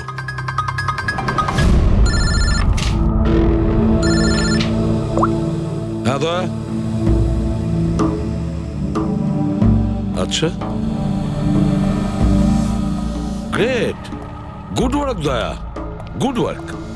কি হলো স্যার? যে দিলীপের চেয়ারটা কারসাজি করেছিল তার খোঁজ পাওয়া গেছে। সে আসলে একটা লোক, ওর শারীরিক গঠনটাও জানা গেছে। আর দেখি আমরা, দয়া ফটোটা পাঠাচ্ছে।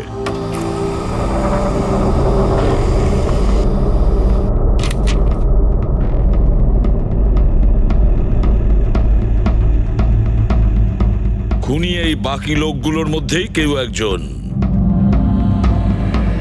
এদেরই মধ্যে কেউ। আর এবার এর পরের শিকার রোহান।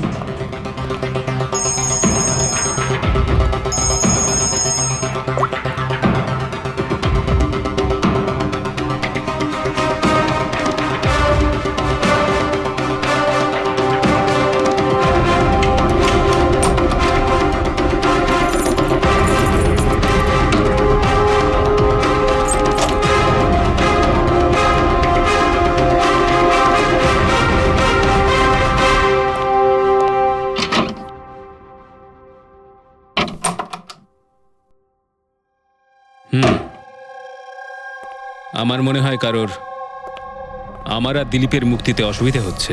আমার প্রাণের ঝুঁকি আছে এখানে। I talk you later, bye. Sir, everything is okay. All right, তুমি এখানেই থাকবে আর কাউকে ভেতরে ঢুকতে দেবে না। Be alert, okay? Okay sir.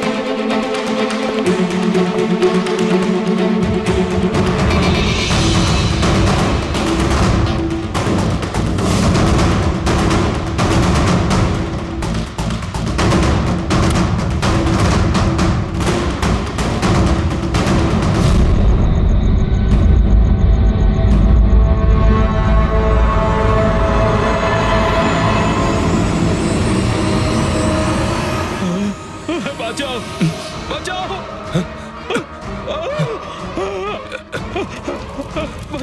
বাঁচাও, বাঁচাও, বাঁচাও ওকে, জল দাও, জল, বাঁচাও, বাঁচাও, বাঁচাও। স্যার, আসছি স্যার।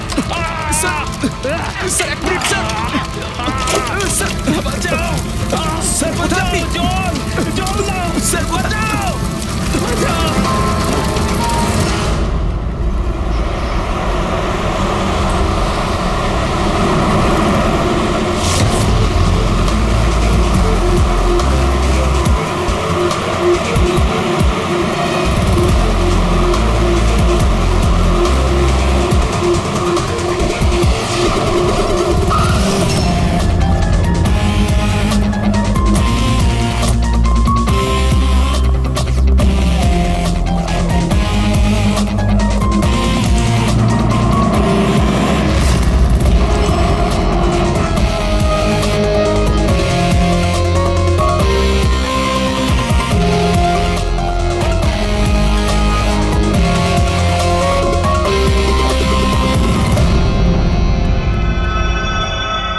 My God!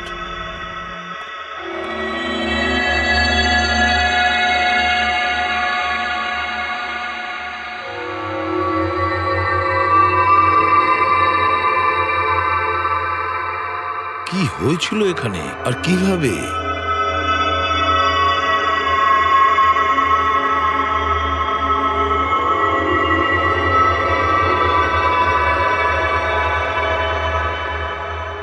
এখানে আর অন্য কোনো জিনিসের স্মেল পাওয়া যাচ্ছে না, শুধু এই পোড়া লাশটার দুর্গন্ধ ছাড়া। মানে স্যার, এই মার্ডারটাও ইনফ্লেমেবল গ্যাস দিয়েই করা হয়েছে হয়তো।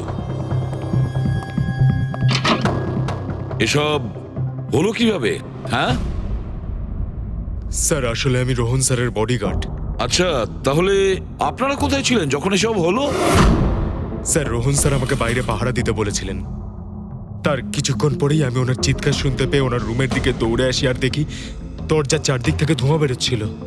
আমি অন্য চাবি দিয়ে দরজা খুলে ভিতরে যাওয়ার পর দেখলাম যে স্যার, ততক্ষণে রোহন স্যার পুড়ে গেছেন। আপনারাও কেউ কিছু জানেন না? অদ্ভুত ব্যাপার, রুমের মধ্যে কোনো সূত্র পাচ্ছি না, শর্ট সার্কিট হয়নি, পর্দাটা ভেতর থেকে বন্ধ, এই উইন্ডোজটা পার্মানেন্টলি ক্লোজড, কেউ বাইরে থেকে ভেতরেও আসতে পারবে না, আর বাইরে থেকে ভেতরে কোনো ভিউও নেই, কেউ দেখতেও পাবে না। তাহলে লোকটা মরলো কিভাবে? এটার থেকে আগুন লেগেছে বস।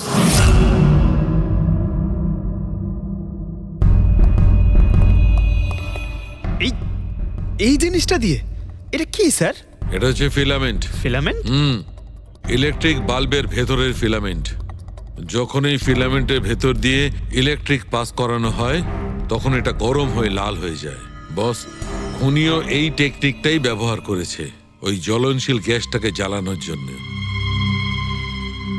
কিন্তু ওই রেস্টুরেন্টে যেখানে দিলীপ মারা গিয়েছিল ওখানে তো আমরা এরকম কোনো ফিলামেন্টের মতন কিছু পাইনি। বস, এত ছোট্ট একটা জিনিস, ওটা খোলা জায়গা, হয়তো কোথাও উড়ে চলে গেছে, কিন্তু এখানে তো পুরো ঘরটাই বন্ধ, তাই জন্যে খাটের তলে এটা আমি পেয়ে গেছি। কিন্তু স্যার, ফিলামেন্ট দিয়ে ইলেকট্রিক পাস করানোর জন্য ওয়্যারসের কোনো না কোনো কানেকশন তো থাকা উচিত বেড পর্যন্ত। আছে, এখানেই নিশ্চয় কোথাও আছে। পুরো বেড চেক করেছি আমরা, রুমটাও চেক করেছি, এরকম কিছুই তো পাইনি আমরা। দয়া, ওই দরজাটা কিসের? Manager, yes sir. ওই দরজার ওপারে কি আছে? স্যার, আর একটা রুম আছে, এই রুমের সাথে ওটা কানেক্টেড। এমনিতে এই দরজাটা সিল থাকে, এটাকে কেউ খোলে না স্যার। খুলুন এই দরজাটা। Yes sir. আসুন স্যার।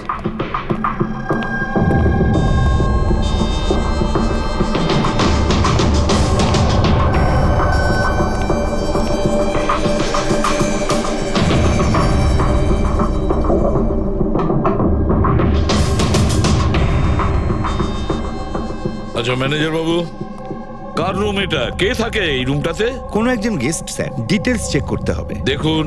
Okay sir.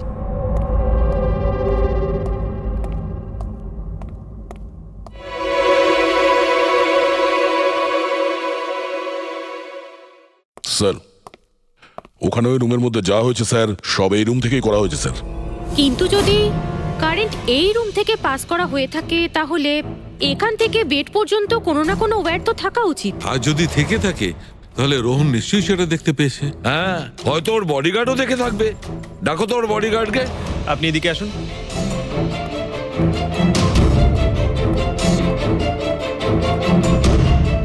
একটা কথা বলো, যখন তুমি রোহনের ঘরে এসেছিল তখন কোনো তার দেখেছিলে এখানে এই দরজা থেকে ওই রুম পর্যন্ত?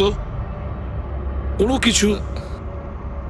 না স্যার, রোহন স্যার এই রুমে ঢোকার আগে আমি এই রুমটাকে খুব ভালো করে চেক করেছিলাম, কিন্তু তার বা সেরকম কিছু আমার চোখে পড়েনি। ঠিক আছে, যাও তুমি।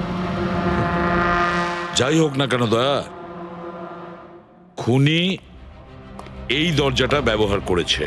এই দরজা দিয়ে রোহনের রুমে আসে আর রোহনের বেডে ইনফ্লেমেবল গ্যাস স্প্রে করে, আর যে কোনো ভাবেই হোক ফিলামেন্টে কারেন্ট দিয়ে দেয়, তাতে ফিলামেন্ট গরম হয়ে যায় আর ইনফ্লেমেবল গ্যাসে আগুন ধরে যায়, আর তাতে রোহনের মৃত্যু হয়। বস, একটা কথা কিন্তু ঠিক, খুনি যেই হোক না কেন তার ইলেকট্রিক আর কেমিক্যাল সম্পর্কে খুব ভালো জ্ঞান আছে। প্রফেসর কুমার, ফিজিক্সের প্রফেসর কুমার, ওর থেকে আর কে বেশি জানতে পারে এই ব্যাপারে? স্যার, ওই প্রফেসর কুমারের সঙ্গে দেখা করো। স্যার। দয়া, আমিও যাব তোমার সঙ্গে।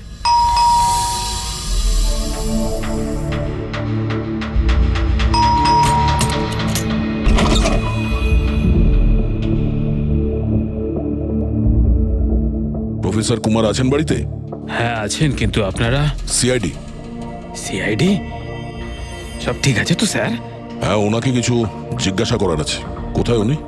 বাইরে বাচ্চাদের পড়াচ্ছেন, আমি ডেকে আনছি। ঠিক আছে ঠিক আছে, আমরা দেখছি।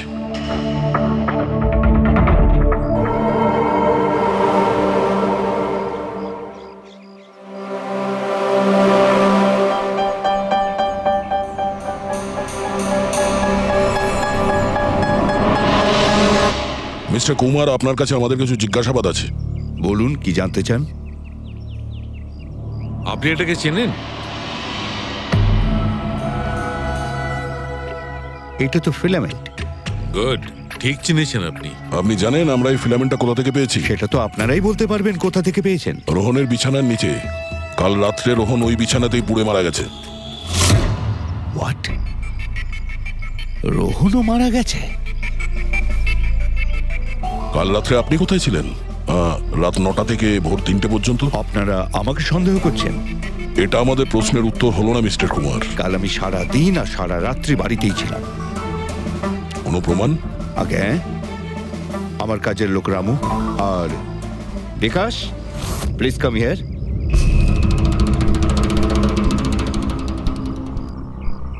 Yes sir.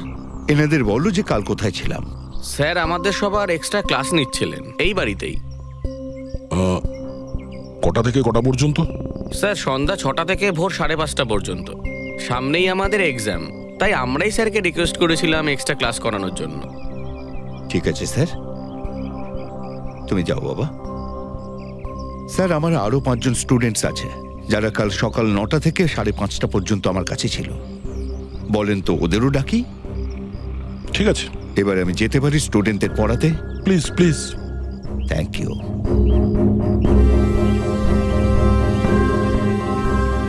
হ্যাঁ, তাহলে আমি যেটা বলছিলাম যে শোল্ডারিং ওয়্যার ছাড়াও আমরা মাদারবোর্ড ফিক্সড করতে পারি with the help of adhesive conductor.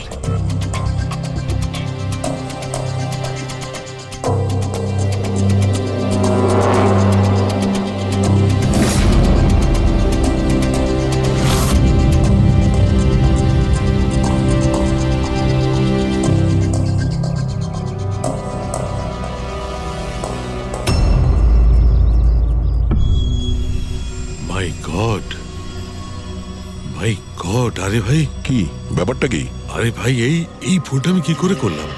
কি গড, বুড়ো হয়ে গেছি আমি বুড়ো হয়ে গেছি। দয়া একটা কাজ করবে, 1 ঘন্টা পরে ফরেন্সিক ল্যাবে দেখা করো, একটা জিনিস দেখাবো। 1 ঘন্টা পরে। আরে ওই, হ্যাঁ বস, একটা কাজ করো, এই সুইচটা দিয়ে ওই বাল্বগুলোকে জ্বালাও। এই সুইচ দিয়ে? এই সুইচ দিয়ে? হ্যাঁ হ্যাঁ, এই সুইচটা দিয়ে। আরে এর মধ্যে কোনো কানেকশন দেওয়া নেই, কিভাবে জ্বলবে? তুমি প্রশ্ন করো না, কখনো কখনো আমার কথাটাও মেনে নাও। কখনো কখনো। এই অন করলাম। কই স্যার, কিছুই তো হলো না। হবে হবে। আরে কি হবে? কিছুই হবে না। হবে ভাই, বিলিভ মি, হবে। 1 মিনিট। আরে ওর শরীর ঠিক আছে তো?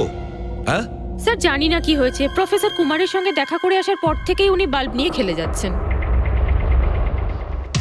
একটা কথা বলো, ওই ফিঙ্গারপ্রিন্ট গুলোর খবর কি, যেগুলো তুমি হোটেলের লোকেদের কাছ থেকে নিয়েছিলে আর ওই রুমটা থেকে নিয়েছিলে? স্যার অনেক ফিঙ্গারপ্রিন্টস পাওয়া গেছে, কিন্তু সবগুলো স্টাফ মেম্বারসদেরই, এছাড়া আর কারোর পাওয়া যায়নি। এটা কিভাবে সম্ভব? এই যে দাদা, একটু এই দিকেও দেখুন। হ্যাঁ হ্যাঁ দেখছি। হ্যাঁ,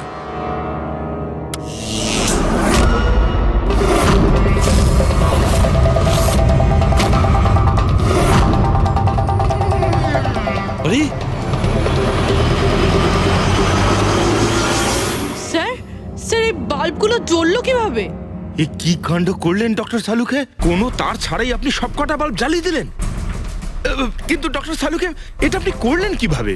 এটা ঠিক তেমন ভাবেই হয়েছে ফ্রেডি, যেমন ভাবে খুনি করেছিল। ওই দিলীপের চেয়ারটাতে আর রোহনের বেডে।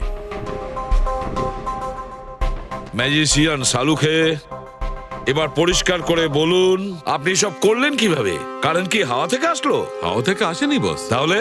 কারেন্ট এসেছে ইলেকট্রিক পেইন্টের সাহায্যে। Electric paint? হ্যাঁ, ইলেকট্রিক পেইন্ট। আসলে ইলেকট্রিকের যে তার হয় সেটা মেটালের হয়। Metal is a good conductor of electricity, সেই জন্য কারেন্ট ওর মধ্যে দিয়ে পাস করে। ঠিক একই রকম ভাবে কিছু পেইন্টও আছে যেগুলোকে আমরা ইলেকট্রিক পেইন্ট বলি, আর এটাও গুড কন্ডাক্টর অফ ইলেকট্রিসিটি। এর মধ্যে দিয়েও ইলেকট্রিসিটি পাস করতে পারে। অদ্ভুত ব্যাপার হলো এটা যে কোনো কালারের সঙ্গে মিশে যায়, যেটা খুব সহজে যে কোনো ব্যাকগ্রাউন্ডে মার্জ হতে পারে। ও, এই কারণেই আমরা হোটেলের রুমে আর রেস্টুরেন্টে কিছু দেখতে পাইনি স্যার। এক্স্যাক্টলি দয়া, খুনি আসলে হোটেলের রুমের আর রেস্টুরেন্টের ফ্লোরের দুটোর কালার এই কালারের সঙ্গে ম্যাচ করেছে, এই জন্য আমরা দেখতে পাইনি। তার মানে ইলেকট্রিক কারেন্ট, এই ইলেকট্রিক পেন্ট, এটা কি খুব সহজেই পাওয়া যায়? হ্যাঁ, পাওয়া যায়। আসলে এটা ইলেকট্রিক সোল্ডারিং আর রিপেয়ারিং এর কাজে লাগে। আর এটা সবচেয়ে বড় বিশেষত্ব হলো যে এটা সাধারণত খালি চোখে এটা দেখা যায় না, শুধুমাত্র ইনফ্রারেড লাইটেই এটা দেখা যায়। আমি দেখাচ্ছি।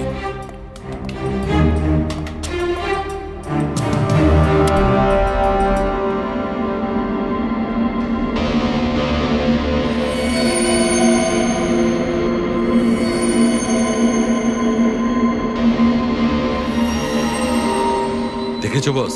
হ্যাঁ, খনিও ঠিক এইভাবেই ইলেকট্রিক পেইন্টের ব্যবহার করেছে আর এই সার্কিট তৈরি করেছে।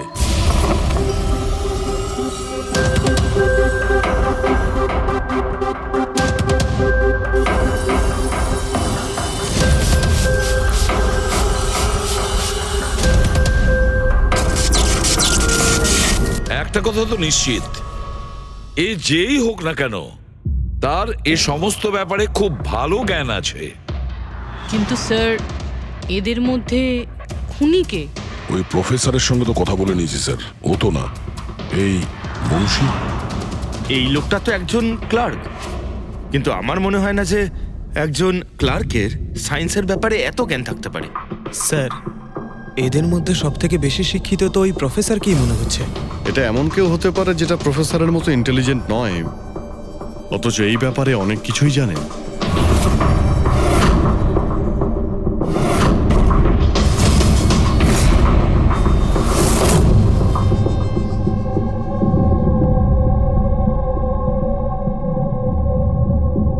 সেই লোকটা অভিজিৎ, এই লোকটাই সে। মনে পড়ছে কি বলেছিল আমাদের, যে ও কি কাজ করে?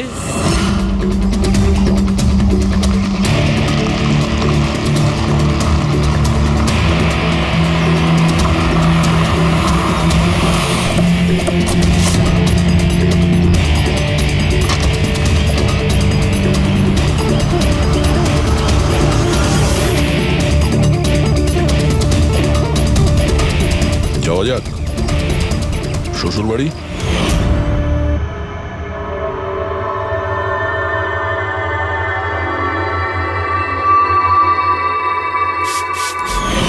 দিলীপ আর রোহনের উপর কেস হয়েছিল, কিন্তু আমি জানতাম ওরা টাকার পাওয়ারের জোরে ছাড়া পেয়ে যাবে। কিন্তু ওদের কাছে টাকা থাকলে আমার কাছে ছিল বুদ্ধি। অনেক মাস ধরে ওদের আমি ফলো করেছি, ওরা কোথায় যাচ্ছে, কি করছে, কার সাথে দেখা করছে, সবকিছু। আর শেষ পর্যন্ত ওদের দুজনকে মারার উপায় আমি পেয়েই যাই, ইলেকট্রিক পেন্ট আর সার্কিটের মাধ্যমে। এই দুটো জিনিসের বিষয়ে আমি খুব ভালো করে জানতাম। ব্যাস, দিয়ে দিলাম দুজনকে শাস্তি। দুজনকে মেরে ফেলেছি জ্যান্ত পুড়িয়ে, যেভাবে ওরা আমার সালোনিকে মেরেছিল। হিমেশ, তোমার স্ত্রীর সঙ্গে যা কিছু হয়েছে সেটার জন্য আমরা সবাই দুঃখিত, কিন্তু দিলীপ আর রোহনকে মেরে তুমি কি পেলে? তুমি কি ফিরে পেলে তোমার স্ত্রীকে? প্রতিশোধের আগুনে পুড়ে তুমি দুজনকে মারলে, আইন তোমাকে কোনোদিন ক্ষমা করবে না। কঠোর থেকে কঠোরতম শাস্তি হবে তোমার।